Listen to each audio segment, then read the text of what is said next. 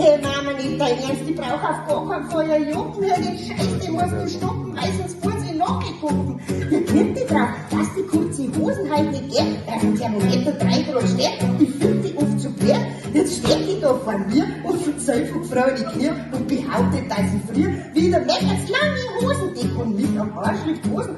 So kriegt die niemals Rosen. Mein Vater hat keine Zeit, weil er weg zum Bus ist, weil wir nicht mehr sind, dann schimpfst du gescheit. Doch sie nörgelt immer weiter, den sie wird hat in die Scheiter und die Decker. Hey, was weiter? Scheiß Musik! Das reißt es mir!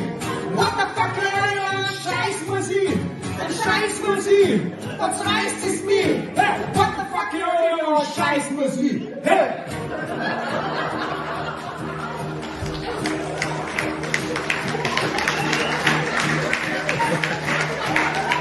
Brauchst du Hunger oder was? Ey, machst du die Hosen keine Riecher da mit?